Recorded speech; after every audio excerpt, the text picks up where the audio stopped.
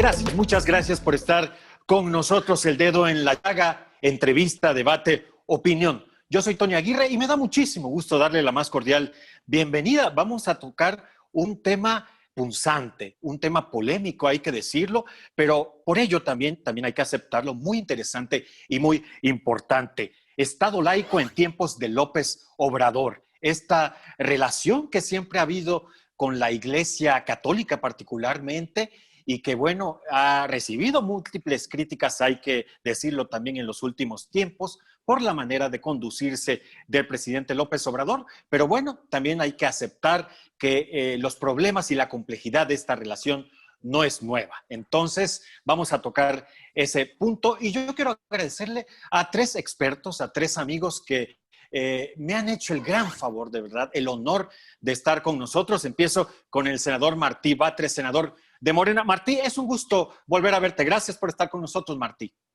Muchas gracias, Tony. Y saludo también a los dos panelistas. Está con nosotros también Helio Masferrer. Él es investigador de la Escuela Nacional de Antropología e Historia. Mi querido Helio, también un buen rato de no verte. Gracias por acompañarnos. Gracias de verdad. Muchas gracias. Gran antropólogo. Gran antropólogo. Gracias. Saludos. Definitivamente. Y está también Juan Pablo, ser profesor hecho canónico del ITAM, también es escritor al igual que Helio Masferrer. Gracias, Juan Pablo, también siempre es un gusto y es un lujo tenerte. Pues muchas saludos gracias también, a ti. Juan Pablo. Bien. Sí, saludos, por favor, Martí, saludos a Helio. Pues nada más esperamos la señal de salida que nos dé Tony, ¿verdad? Para platicar. Ahí está con la espada desenvainada. Es una... Sí.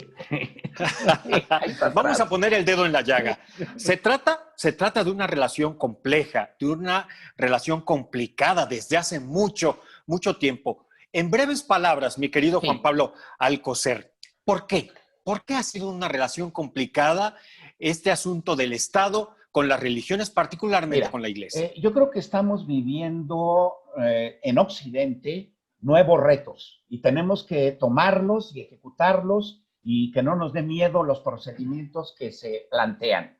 ¿Cuáles son estos retos de la cultura de hoy en la relación Estado-Iglesia y específicamente en el gobierno que hoy es de don Manuel López Obrador? Yo diría que el primer reto es el llamado pluralismo. ¿Qué significa? Que es el paso de una sociedad de prescripción a otra de libre pertenencia. ¿Y esto qué es lo que produce en la gente?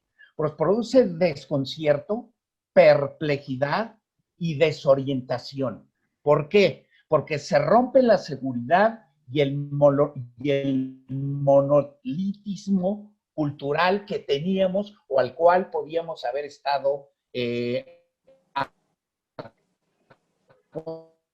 acostumbrados. Segundo reto, y hay un problema de privatización de la fe. La fe, se nos dice, es para uso personal y para la conciencia. Y entonces intervienen los de izquierda. Dicen, no hay que consensuar los valores, e intervienen las derechas. ¿Qué tiene que ver la fe con las cosas y con negocios y con los negocios de la vida?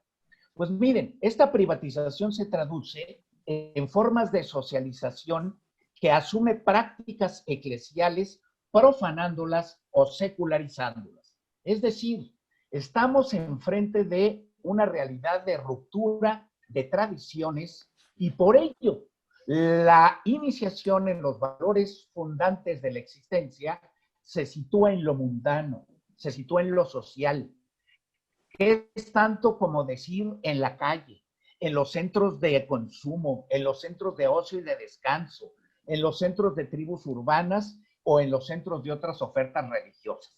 Y bueno, entonces, ¿cómo vamos a convivir con todo este universo que en este momento estoy planteando? Valores sociales de la tolerancia, diálogo, libertad, democracia, pluralismo, secularidad, pacifismo, ecologismo, feminismo. Bueno, se convive porque ha nacido un potencial extra eclesial de solidaridad capaz de suscitar entusiasmo, entrega y generosidad. Y surge una pregunta interesantísima. Oiga, ¿se puede al mismo tiempo ser ciudadano y al mismo tiempo, por ejemplo, ser cristiano? Pues para responderla hay dos vertientes, o posturas generalizadas. La primera, la religión está pasada de moda y en este caso el cristianismo no responde a los problemas de hoy.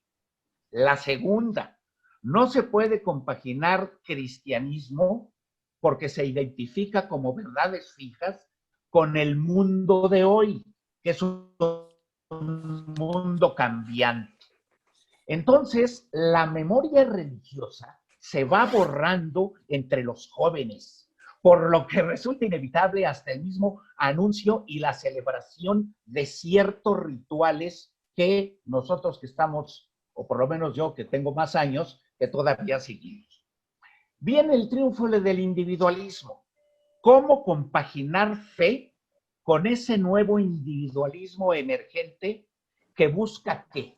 Mira, busca calidad de vida, busca hedonismo y muchas veces se confunde con un narcisismo decadente. ¿Qué es eso? Pues el cielo soy yo, ¿verdad? Desde esta postura descrita, entonces se ve a la iglesia que sea, vamos a poner la católica, como demasiado autoritaria, dogmática y moralista. Y luego, por último, otro desafío que tendría, con todo respeto, el movimiento de la 4T, sería que se va a enfrentar a un politeísmo creciente, con al menos 4 frentes religiosos. Una religión civil, que podemos traducirla en nacionalismo, una religión inmanentista o sin Dios, que se traduce en las tribus urbanas, unos nuevos movimientos religiosos, que se traducen en las sectas, y una nueva sensibilidad religiosa ecléctica, ambigua, pero humanista, que se traduce A ver, Juan Pablo. en el New Age. Muy bien, Juan Pablo. Tengo esta siguiente pregunta para que no se nos vaya el tiempo. A ver, Elio Masferrer, ¿se puede, ya con base en algo de lo que ha dicho nuestro querido Juan Pablo, ¿se puede ser presidente y cristiano al mismo tiempo? Bueno, es que yo creo que la pregunta está mal formulada, porque según las encuestas de 2018, el 90% de los votantes creen algo en alguna religión. Y según la última reforma constitucional que hizo Peña Nieto, todos los ciudadanos mexicanos tienen libertad religiosa, en lo público y en lo privado. Entonces la pregunta habría que ponerla al revés. O sea, en definitiva, ¿cuáles son los espacios en que un habitante de este país ejerce su libertad religiosa? Y en lo público y lo privado, según el texto constitucional, y simultáneamente el artículo 40 que dice que México es un estado laico, etcétera, ¿no? Entre otras cosas. Entonces, creo que la discusión es una falsa discusión y creo que hay una motivación política que está detrás de este asunto. Porque en el periodo con Peña Nieto había una persona en la presidencia, el licenciado Herrera, que tenía rango de subsecretario, que era el que le hacía todos los mandados a los obispos católicos. Y en la Secretaría de Gobernación había otra persona que era un militante católico, pero que ese se ocupaba de los evangélicos y tenía rango de director general. Entonces, cuando entra Andrés Manuel, elimina el subsecretario que le hacía los mandados a los obispos en la presidencia, ¿sí? Y con derecho a picaporte, y entonces los manda todos a hablar con uno que es el director general de Asuntos Religiosos, que para peor es un ex sacerdote católico. O sea, entonces los obispos están que trinan. Entonces, ahora, la otra pregunta es, si Andrés Manuel cita la Biblia, todos los días cita la Biblia o día por medio, ¿no es cierto? Pues está ejerciendo un derecho constitucional que marca el artículo 24. El problema es que se quiere polarizar a la población entre laicos y entre creyentes y no creyentes, entre laicos y confesionales, etcétera, Entonces, el problema va, yo creo que en realidad toda la crítica que no respeta al Estado laico es porque ya no le suelta más recursos a la Iglesia. O sea, vivíamos en un escenario de simulación. Este era el asunto. Ahora pone las cartas arriba de la mesa y ahí comienza la bronca.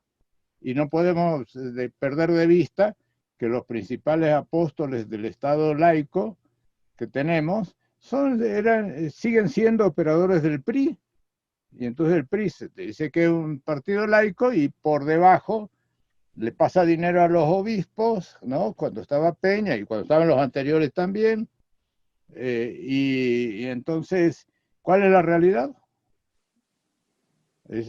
Ahora, quizá Martí tendrá, nuestro estimado senador puede tener otra percepción, pero yo lo veo como que acabó la simulación. A ver, has puesto el dedo en la llaga, Elio Masferrer. Martí Batres, ¿por qué se critica o nos rasgamos las vestiduras eventualmente cuando López Obrador cita a Francisco o habla efectivamente en la mañanera con citas bíblicas cuando pues Vicente Fox besó el anillo papal? Si mal no recuerdo, también Calderón comulgó con Benedicto XVI. En fin, Peña Nieto recibió incluso en Palacio Nacional al Papa, al mismísimo Papa Francisco. Entonces, ¿por qué tanto debate al respecto?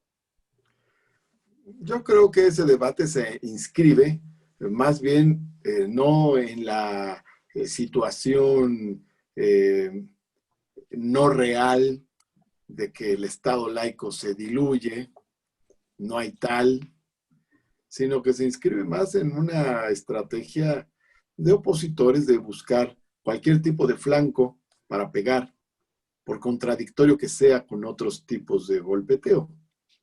Hoy en día podemos ver grupos extremadamente conservadores manifestándose en el Zócalo contra el gobierno y al mismo tiempo, el mismo día, grupos a favor del aborto manifestándose contra el gobierno.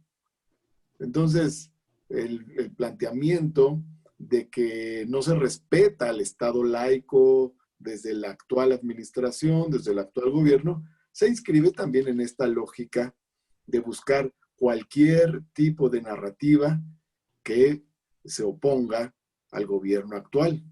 Óyeme, Martí, pero déjame decirte una cosa.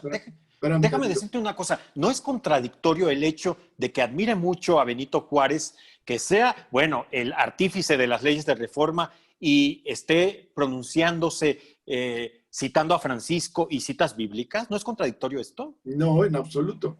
No es contradictorio en ningún sentido. El Estado laico no se ha cuestionado. No estamos viviendo un debilitamiento del Estado laico. El Estado laico no es un Estado antirreligioso.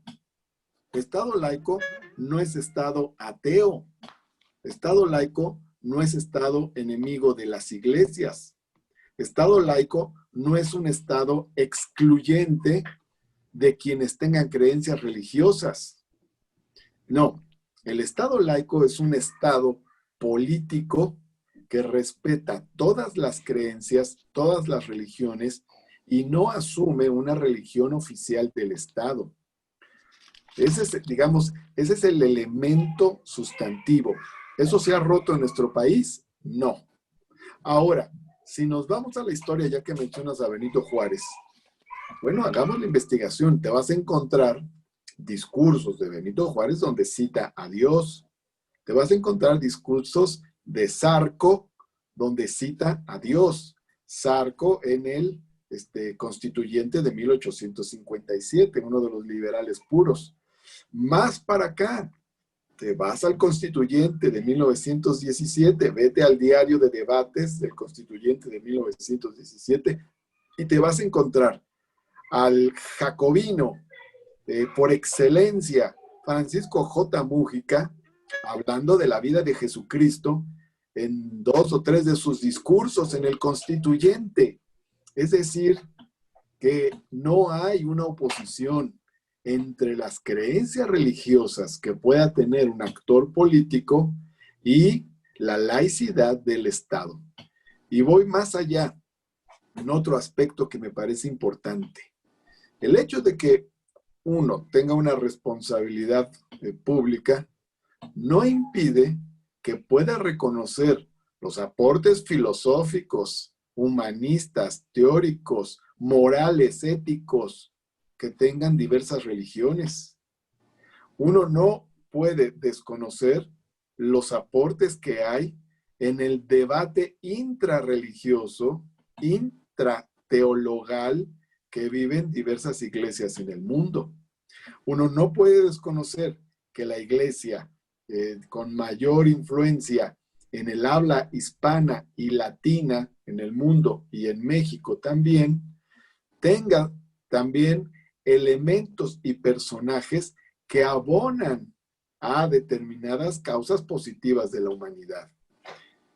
Ahora, en el marco actual, hablando particularmente de la Iglesia Católica, el Papa Francisco ha generado simpatías dentro y fuera de la Iglesia Católica. Y muchas de las cosas que dicen representan en buena medida el pensamiento de mucha gente que ha luchado por causas liberadoras. Las frases que ha tenido el Papa Francisco a veces son las que uno hubiera buscado para expresar lo que uno siente sobre ciertos problemas. ¿Por qué cita al Papa Francisco Andrés Manuel López Obrador con cierta frecuencia? Porque el Papa Francisco toca con cierta frecuencia temas de sensibilidad social, habla de la pobreza, habla de la desigualdad, habla de la corrupción, habla del dinero en la política. Entonces, pues eso refleja mucho nuestro pensamiento. Y refleja mucho que Francisco es un gran político. Oye, Martí, gracias. Voy a pasar con Juan Pablo Alcocer. Por cierto, además de ser líder de una iglesia, tiene la dualidad de ser jefe del Estado del Vaticano. Exactamente. Para un análisis también político e histórico interesante entre la relación del Estado mexicano y la Iglesia Católica, que no admite tajantemente blancos y negros. Hay claroscuros, hay grises en este análisis. Muy bien, muy bien. No está en cuestión el Estado laico durante la Cuarta Transformación. Yo al contrario diría, hay una reafirmación del Estado laico, porque, déjame decirte una cosa más, al mismo tiempo que algunos critican que Andrés Manuel cite al Papa Francisco, hay otros que critican que Andrés Manuel tenga muy buen trato con las iglesias evangélicas. Pero que cite al Papa Francisco, que tenga buen trato con las iglesias evangélicas y que incluso en su pasado, como jefe de gobierno de la Ciudad de México, haya recibido al Dalai Lama en el palacio del ayuntamiento, eso habla de un jefe político, de un gobernante que tiene una visión laica del Estado y que puede dialogar con las iglesias desde el Estado, con las diversas iglesias. Juan Pablo Alcocer, habíamos aprendido también que al César lo que es del César y a Dios lo que es de Dios, ¿no es así? Sí, claro. Mira, entonces, primero déjame decirte que convengo en un 95% con lo que acaba de decir el señor senador. Y quisiera yo agregar, antes de pasar a esa frase, que el Estado laico trata a todos los ciudadanos por igual, incluido el señor presidente de la República, tanto a los creyentes de cualquier religión como a los no creyentes.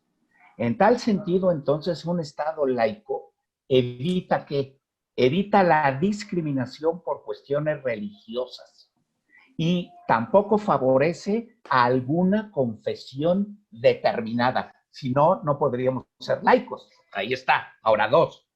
Por lo general, en el Estado laico, no existe una religión de Estado como tal. Otros países la tienen, nosotros no. O equivalente, y se mantiene, y en esto yo celebro, la separación entre la Iglesia y el Estado. Ahí está, al César lo que es del César y a Dios lo que es de Dios. Y en caso de haber una religión que reciba un trato especial por parte de un gobierno X, dicha importancia tendría un significado puramente simbólico, que no debe afectar la vida de los ciudadanos ni tampoco sus derechos fundamentales. Especialmente ¿en qué hecho? Pues en el hecho de no hacer distinciones basadas en la religión de cada individuo. A ver, Juan Pablo, aclárame Sí. una cosa. ¿Estás diciendo con esto que a pesar de haber sido apoyado por el PES, que finalmente perdió el registro López Obrador y que la gente no votó virtualmente por esa circunstancia por el candidato que ahora es presidente, no habría un trato preferencial ya que él asumió el cargo con esta religión, con los cristianos? Yo soy de las personas que opinan que la religión de cada uno es una materia privada, en la intimidad es privada, y que sí pasa su creencia al dominio público. Todos tenemos la necesidad de respetar si el Señor es evangélico, si el Señor es luterano, si el Señor es católico. Entonces, yo no veo problema alguno en la pregunta que tú me acabas de decir. Y sí celebro que una persona que ocupe un cargo público muy importante, como el que hoy está ocupando don Andrés Manuel López Obrador, tenga una creencia religiosa. ¿Por qué? Pero él no le está imponiendo, ¿eh? Él nada más está satisfaciendo una necesidad de fe y está dando un ejemplo para quien quiera tomarlo de que es un hombre que cree, que tiene una creencia en una X divinidad y que es un hombre religioso. Para mí eso lo completa, ¿verdad? Como individuo, como ser humano. Ahora, yo aclaro algo. Yo soy apartidista, pero por el hecho de ser apartidista no significa que no deba yo de reconocer lo que mis congéneres políticos hacen o deshacen, siempre y cuando no afecten sus derechos de tercero, y no afecten precisamente lo que significa la palabra laico, porque laico es servidor, y Estado laico es servidor ¿de qué? Del bien común del cual o en el cual estamos viviendo. Y ese bien común en el cual estamos viviendo no es más que la serie de factores materiales que se necesitan, entre ellos la religión, para que una comunidad sea tal como comunidad. Eso sería mi opinión y esa sería mi respuesta. Gracias, Juan Pablo. Elio Masferrer, dime una cosa, ¿se garantiza la libertad de culto con un presidente como Andrés Manuel López Obrador aquí en México? Por supuesto, mira, pero hay que sacar varios mitos. Yo me dedico a hacer trabajo de campo, ¿ya? Entonces, los evangélicos no votan por el PES. Los evangélicos son alrededor del 15% de la población. El PES obtuvo el 2.4% de los votos, y de esos 2.4, 2/3 son evangélicos y 1/3 son católicos. O sea que en realidad los evangélicos son el 15% o más, o 18%, y votaron a través del PES el 1.8% o 1.6%. Entonces, no es cierto que, o sea, los evangélicos sí, de acuerdo a las encuestas electorales, eso es lo que publico en mi último libro, ¿no es cierto? Lo religioso dentro de lo político, las elecciones de 2018, los evangélicos apoyaron mayoritariamente a Andrés Manuel, pero también votaron por Andrés Manuel los católicos, los no creyentes, etcétera. Cuidado, ¿no? Entonces...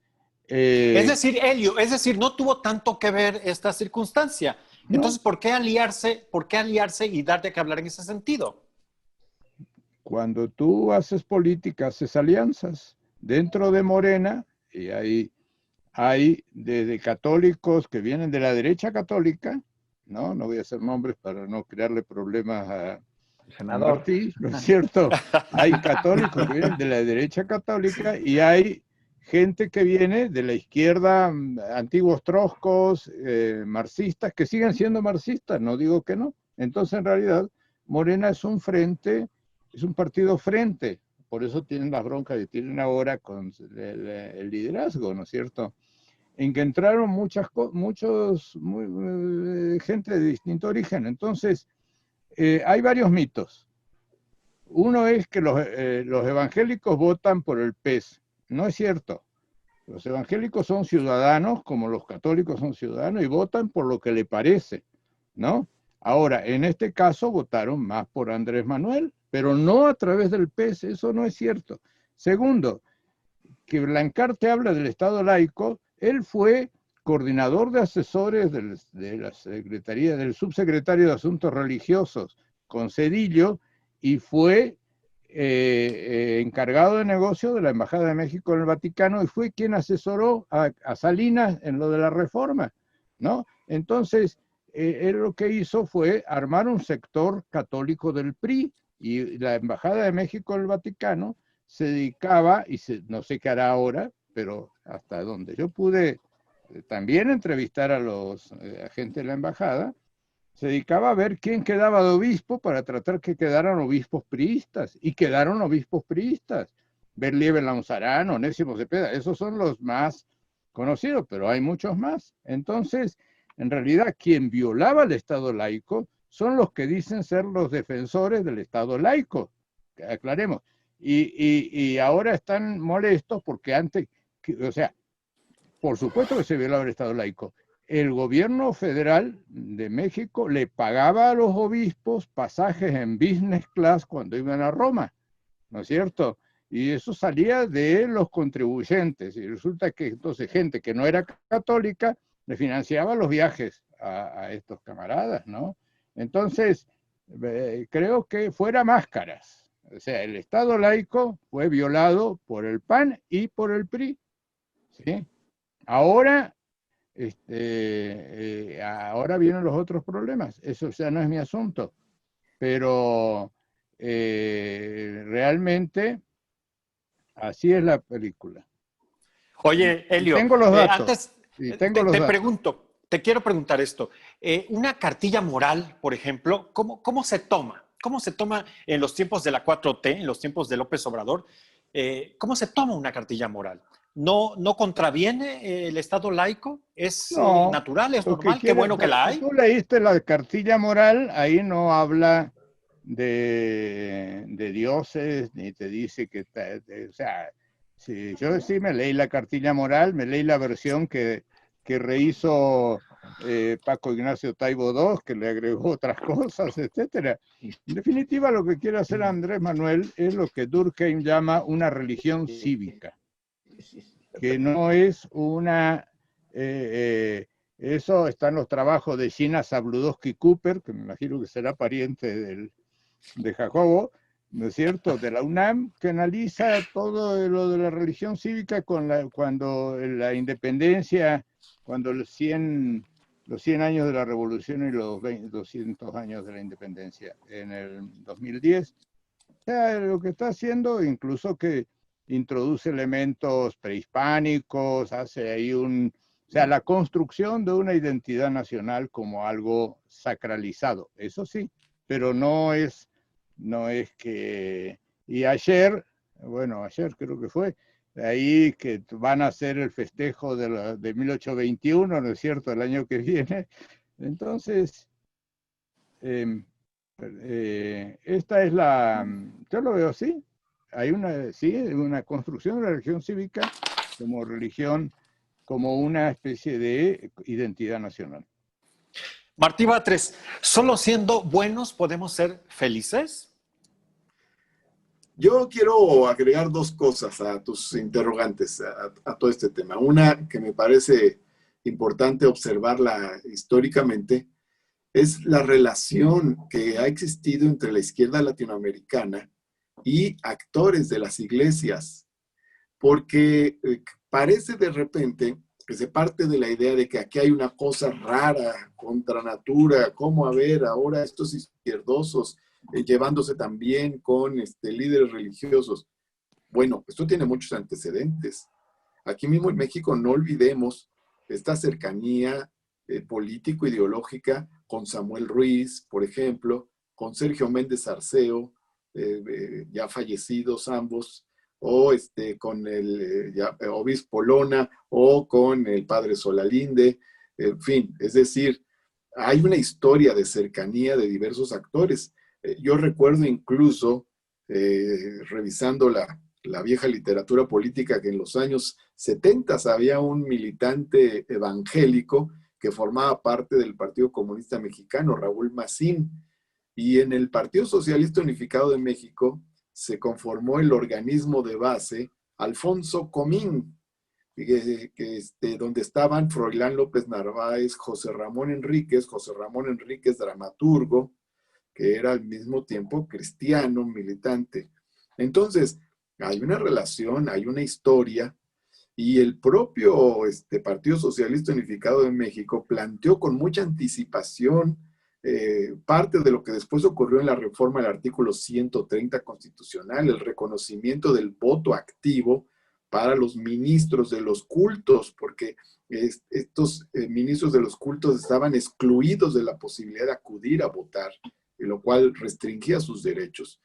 Entonces, hay esta historia también, y en América Latina no se diga, está el caso de Frei Beto, bueno, está el caso más conocido de Boff, la teología de la liberación, el padre Camilo Torres. Vas a encontrar unos hilos de comunicación entre la izquierda latinoamericana y ciertos sectores de las iglesias, sobre todo la iglesia católica y también algunos sectores de las iglesias evangélicas. Primera cuestión, para tenerla en cuenta. ¿Por qué? Porque muchos de los principios cristianos han influido en la izquierda mexicana, influyen hoy en Morena. Pues claro que sí, hay principios de fraternidad muy importantes. Ahí yo recomiendo un libro que escribió hace poco Bernardo Batis, donde habla de la oposición entre los valores solidarios sociales cristianos y la visión materialista, egoísta del capitalismo. Y te vas a encontrar cosas fantásticas. Bueno, ahora bien, paso a otro tema. La cuestión moral es una cuestión solo de las iglesias. No, claro que no. Una cosa es la religión, otra cosa es la moral. ¿Hay vasos comunicantes entre religión y moral? Por supuesto que sí, pero la moral tiene una dimensión propia y puede haber visiones éticas, morales, desde el ámbito público, claro que sí. A propósito de la cartilla que mencionas, de la famosa cartilla de Alfonso, ¿cómo se llama? Alfonso Reyes. Alfonso Reyes. Alfonso Reyes. Alfonso Reyes. Te voy a Reyes. comentar sí. cuál es el ejemplar que yo leí de la cartilla de Alfonso Reyes. Es un ejemplar de los años 70, editado por la Secretaría de Educación Pública. Y lo encontré, pues, entre la biblioteca de mi papá, que fue maestro de civismo durante 30 años en las secundarias públicas de la Ciudad de México. ¿Qué te quiero decir con esto? Que se critique a Andrés Manuel porque hable de la cartilla moral de Alfonso Reyes, cuando dicha cartilla moral fue editada por gobiernos pasados y nada más y nada menos que por la Secretaría de Educación Pública, pues me parece pues una falta de conocimiento histórico, por un lado. Pero por otra parte, que un gobernante hable de ética, de principios éticos, de los límites morales que debe haber en la conducta de los servidores públicos, pues evidentemente que me parece positivo, no puede ser negativo. Claro que es importante que el servidor público se ponga límites. Un servidor público puede abusar del poder, puede abusar de su cargo, puede abusar de los recursos que están en sus manos, y que tenga una impronta ética y una formación moral ayuda a tener límites para no abusar de todo ello, por supuesto que sí. Entonces, creo que también hay una dimensión moral, no religiosa, que puede haber en el servicio público. No solo puede, desde mi punto de vista, debe haber. Juan Pablo, adelante, Juan Pablo Alcocer. Mira, me gustó mucho el razonamiento del señor senador. Quisiera hacer algunas precisiones nada más. Esta cartilla moral, efectivamente, de Alfonso Reyes, data de 1944 Y a ti te toca leer, como bien nos has contado, la edición de 1970. Curiosamente, también hay que distinguir, como tú lo hiciste, entre religión y moral, porque en México es muy fácil confundir la religión con la moral. Y no, la moral es un fenómeno que aparece antes de Aristóteles o desde la época de Aristóteles y aparece antes que el cristianismo. Y curiosamente, la moral tiene una serie de valores, ¿verdad? De valores que la religión toma como suyos, algunos sí, algunos no, y se funda, ¿verdad? Como bandera, pone su bandera para que los futuros fieles sigan esas ideas. Por lo tanto, la religión y la moral no son lo mismo. Y me gusta mucho esto de la cartilla. Yo no sabía que el papá del señor senador había sido profesor. Qué bueno, yo también soy profesor. Es una buena manera de ejercer democráticamente nuestros derechos. Pero nada más esas eran las puntualizaciones, Tony. A ver, yo quiero preguntarle a Helio Masferrer. Leía yo una entrevista de Bernardo Barranco donde dice que el hecho de que haya costado sangre la guerra cristera, la guerra de reforma, la intervención francesa, donde está inmiscuida la religión, pues podría ser quizá, y yo lo interpreto, esto sí es una interpretación propia, podría ser en vano, dado que si el actual presidente estuviese recargándose por una u otras religiones, pues nos haría ver esta circunstancia que les planteo. Helio Masferrer, ¿qué opinas al respecto? Yo creo que Bernardo tendría que ser un poco más serio. Opino igual. Porque a mí me hubiera encantado escucharlo decir eso cuando cambiaron la Constitución. Sí, porque la mayoría de los mexicanos no sabe que los mexicanos ya no tenemos más el derecho a la libertad de cultos. O sea, quien borró con todos los artículos juaristas y de la Revolución Mexicana fue Peña Nieto. O sea, el decreto de 1860 sobre libertad de cultos que emite el constituyente de la Reforma fue modificado fue ratificado por el constituyente del 17, fue modificado por Salinas y luego fue eliminado entre Peña y Calderón. La reforma comienza en el 2011 y termina en el 2013, va a caballo de los dos. Y ahí, entonces, ya los mexicanos no tenemos más libertad de culto. Quien eliminó a Juárez de la Constitución es el PRI, ¿sí? Y los mexicanos tenemos libertad religiosa, normas éticas y conciencia. Y agregaron al 40 el Estado laico. Entonces, en definitiva, en esa perspectiva, Peña Nieto fue a comulgar a la Basílica de Guadalupe cuando vino el Papa. Y entonces simplemente ejerció libertad religiosa en lo público. Ahora, resulta que si Andrés Manuel cita la Biblia o habla del Papa en una mañanera, viola el Estado laico. No es así. Quien violaba el Estado laico era el PRI cuando tenía un subsecretario que le pagaba los pasajes a los obispos. Eso sí es darle un trato preferencial a una iglesia determinada. Eso es una violación del Estado laico.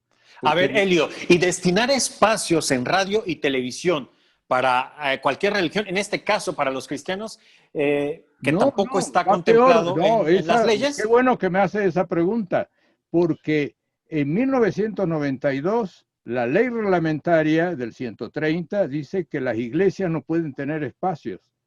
Y en enero del 93 le dan a Televisa, al grupo alemán, Radio Claravisión, ¿sí? Le dan una radio católica, le dan televisión católica.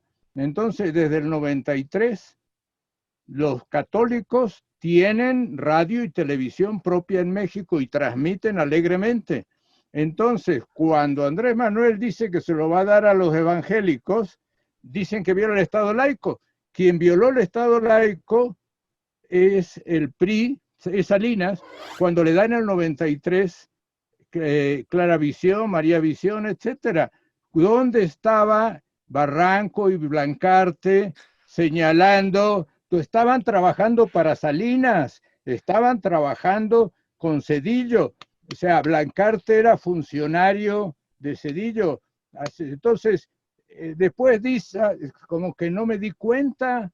Entonces, en realidad, todo ese debate es una discriminación a los evangélicos, porque los evangélicos tienen derecho, o sea, el trato tiene que ser de igualdad ante la ley. Si los católicos tienen sus radios, su televisión, ¿por qué los evangélicos no lo van a tener? Es al revés. Yo puedo estar en contra que las iglesias tienen medios, eso es lo que dice el texto el texto de la ley reglamentaria, pero lo primero en violarlo fueron ellos. Entonces son unos cínicos, porque es la ley del embudo, lo ancho para mí y lo angosto para el otro. Claro. A ver, O sea, estamos poniendo... no tienen sí, dime. sangre en la cara. A ver, Elio, yo de verdad quiero agradecerles Estamos infinitamente. en el dedo en la llaga, ¿no es cierto? Yo sabía que esto iba a estar llaga. interesante, pero de verdad que han superado todas mis expectativas. Martí Batres, yo no sé qué religión, mira, soy paisano de López Obrador, soy tabasqueño, hasta ahí me quedo, lo he entrevistado, en fin. Pero hasta el día de hoy, yo no sé con exactitud qué religión profese. Tengo amigos sacerdotes católicos que me dicen, no, pues es católico, pero también lee uno o ve uno sus planteamientos y dice, no, pues ¿qué será cristiano, evangélico? En fin, no lo sé. ¿Tú lo sabes? ¿Tú sabes qué religión es el presidente, mi querido Martí? Bueno, en el marco de la campaña del 2006, Joaquín López Dóriga le preguntó en una entrevista qué religión tenía y dijo, soy católico con fuerte acento cristiano. Y creo que lo define bien. Creo que su manera de expresarse, y sobre todo cuando toca ciertos temas, sí evidencian que esa es su creencia. Claro, ya lo vimos con el detente y muchas otras cosas. Martí, ¿tú qué religión tienes? ¿Profesas alguna religión? Yo no tengo formación religiosa, pero precisamente en el ejercicio de la lucha social aprendí a respetar a muchos ministros del culto, especialmente de la Iglesia Católica, por su solidaridad con ciertas situaciones sociales. Oye, yo Martí.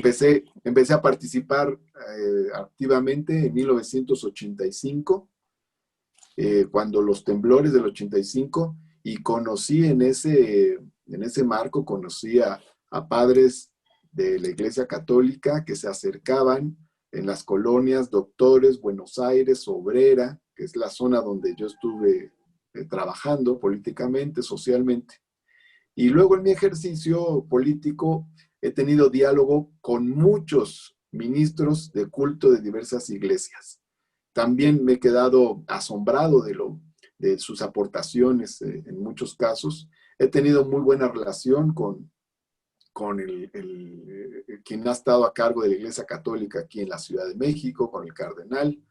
He tenido muy buena relación con diversos evangélicos. Por cierto, tocabas el tema del PES hace rato, y algunos militantes de Morena criticaban que se hiciera alianza con el PES. Decían, ¿cómo vamos a hacer alianza con esos grupos conservadores, etcétera?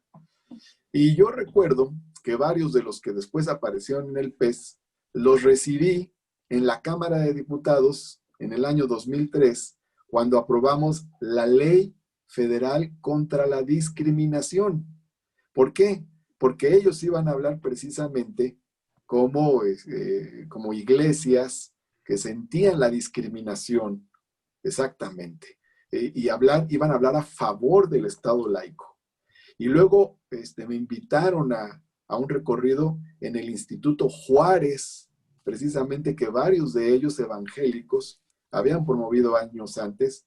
Y luego conocí también que uno de los centros de estas comunidades evangélicas en la delegación Gustavo Madero lleva el nombre de Lázaro Cárdenas, lo cual me pareció interesante porque precisamente los dos presidentes que tienen el mayor culto de las fuerzas progresistas y de izquierda de México, y los más liberales, son los que fueron más abiertos en términos del diálogo con las iglesias.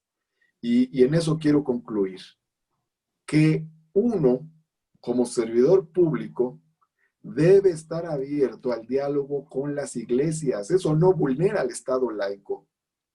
Oye, Vulneraría Martín. el Estado laico que uno tratara de hacer de una religión la religión oficial e imponérsela al conjunto de los mexicanos. Pero cuando uno tiene diálogo con la Iglesia Católica, con las iglesias evangélicas, con los judíos, con las iglesias de las comunidades judías, en fin, pues uno está haciendo parte de su labor de Estado. Creo que se hace bien, por ejemplo, Andrés Manuel hace bien en buscar este diálogo con las iglesias. Es una tarea desde lo público y no violenta el Estado laico, porque las propias iglesias pueden hacer su aportación a la solución de muchos problemas sociales de nuestro país. Oye, Martí, en esta apertura que tienes tú con todas las iglesias, fuiste muy criticado cuando estuviste en Bellas Artes con este homenaje a Nazón Joaquín. ¿Te arrepientes? Ya ves que después lo acusaron de tantas cosas en Estados Unidos, de tantos delitos sexuales. ¿Te arrepientes de eso? No sabíamos que iba a haber representantes de cultos religiosos en ese evento. Ahí en el Senado pasó un senador, Rogelio Zamora, escaño por escaño pasó a invitar a todos a un concierto de música clásica y ópera organizado por una asociación de profesionistas y empresarios, y fuimos un montón de senadores. Digo, no quiero ahorita mencionar nombres, ya después lo haremos, pero fuimos muchos senadores invitados al concierto por un compañero senador como una deferencia a ese senador. Ya después nos causó sorpresa saber que había ahí un líder religioso, y más sorpresa nos causó saber de las imputaciones que había en su contra. Pero a propósito de ese hecho, yo te diría lo siguiente, Tony. Quien tenga una responsabilidad penal, pues debe responder por ella, independientemente de quién sea, lo cual no debe vulnerar el diálogo con las iglesias, porque situaciones de diverso tipo se han dado también en el seno de la Iglesia Católica. Ahí tienes el caso de ¿cómo se llama el de los legionarios de Cristo? Maciel. Marcial Maciel. De Maciel. Bueno, tienes el caso de Maciel, pero que exista Maciel, pues no quiere decir que dejes de dialogar con la Iglesia Católica. Es decir, si Maciel existe, él es responsable de lo que hizo. Bueno, pues ya falleció, pero pues hay una responsabilidad histórica que pesa sobre él. Y si otros ministros de culto, sean de la iglesia que sean, tienen responsabilidades semejantes, pues también deben responder frente a la autoridad penal, frente a la historia, y en el caso por sus propias creencias, frente a Dios. Es decir, ahí tienen diversas responsabilidades de distinto tipo. Pero por eso te digo, pues eso es independiente de cualquier diálogo con las iglesias. Es decir, quien tenga alguna responsabilidad de algún hecho ilícito debe responder ante la autoridad civil por los hechos ilícitos que haya cometido. Yo quiero agradecer infinitamente, de verdad, la generosidad de estos expertos, de veras que han puesto el dedo en la llaga. Ha estado buenísimo, si tengo que decirlo con todas sus letras. Martí Batres, senador por Morena, te agradezco siempre que acude uno a tu generosidad para entrevistas en la televisión o en este programa, en este caso, siempre estás ahí presente. Gracias, Martí. ¿Tienes alguna frase? Gracias a ti. ¿Alguna frase corta para terminar? ¿Algo así en unos segundos? Claro que sí. Hoy, más que nunca, se respeta el Estado laico en México. Gracias, Martí Batres, senador de Morena. Elio Masferrer, investigador de la Escuela Nacional de Antropología e Historia, y como ya lo mencionó, autor de este libro, Lo religioso dentro de lo político, las elecciones de México 2018, que por cierto lo recomiendo ampliamente. Elio, también muchas gracias. Eres un hombre muy generoso, siempre que acudimos contigo, ahí estás desde hace muchos años. Gracias, Elio. ¿Una frase para terminar? Hay que tener claro que en lo religioso siempre hay una tensión entre lo que se dice y lo que se hace. Y ahí es donde los creyentes tienen la responsabilidad de evaluar a sus ministros de culto, el que fuere. Y los no creyentes también tenemos la tarea de convivir con los creyentes. Esta es la garantía de un país estable, con convivencia, no con tolerancia, sino sin discriminación, porque la tolerancia muchas veces es una forma de discriminación, donde podamos caber todos, creyentes y no creyentes. Muy bien, muchas gracias, Elio. Siempre aprende uno, la verdad, con expertos de esta envergadura, de este nivel. Y finalmente le agradezco a Juan Pablo Alcocer, profesor en Derecho Canónico del ITAM, también escritor. Gracias, Juan Pablo. Qué gusto siempre también conversar contigo. ¿Alguna frase final, Juan Pablo, para despedirnos? Que el Estado laico sigue creciendo, que el Estado laico sigue fortaleciendo y que quien tenga una función pública también puede libremente tener de fe privadas. Esa es mi conclusión. Al senador, saludando a Elio, y nada más decirte que por favor los invitemos para cuando nos hagas el programa de la pederastia eclesiástica, que es mi Lo vamos libro, a hacer. porque ahí sí nos podemos poner también fuerte, pederastia eclesiástica. El dedo en la llaga, por supuesto. Les agradezco infinitamente y también usted saque sus propias conclusiones. Yo soy Tony Aguirre, el dedo en la llaga, ya sabe usted, entrevista, debate, opinión. Hasta la próxima.